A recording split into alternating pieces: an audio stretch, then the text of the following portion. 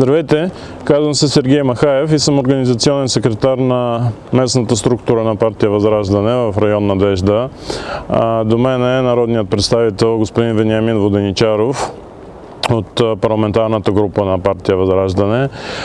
Тук сме, за да се срещнем с кмета инженер Димитър Димов, за да му внесем официален сигнал от наша страна по повод плачевното състояние на оградата по периметъра на 8 ДКЦ.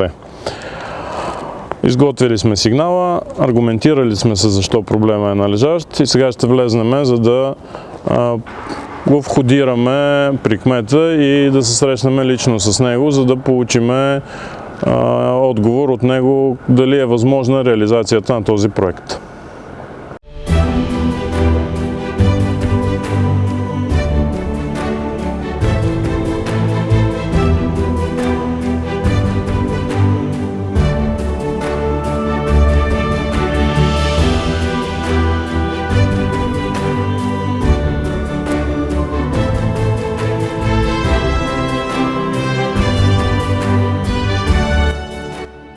Уважаеми съкварталци, след като посетихме общината, не можахме да се срещнем с кмета инженер Димов поради заболяване, но се видяхме с госпожа Виктория Раловска, която е заместник кмет.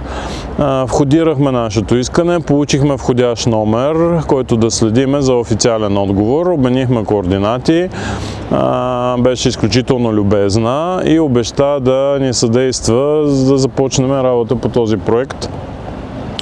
Това, което още успяхме да направим е, че всъщност получихме обещание от страна на общината да започне пазарна оценка на състояние на този проект, т.е. колко ще струва подмяната на тази ограда.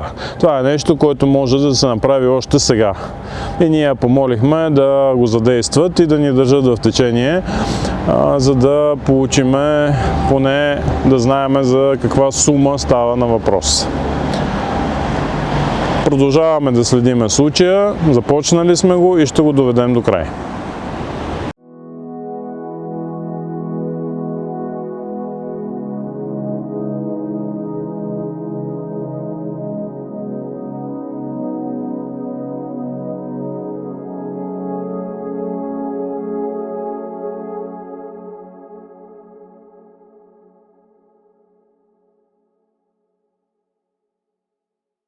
Уважаеми надежденци, направихме обход на ДКЦ 8, заснехме състоянието на оградата, сами виждате потресаващите кадри, абсолютно неподходящо състояние за едно здравно заведение, пък било то и квартално.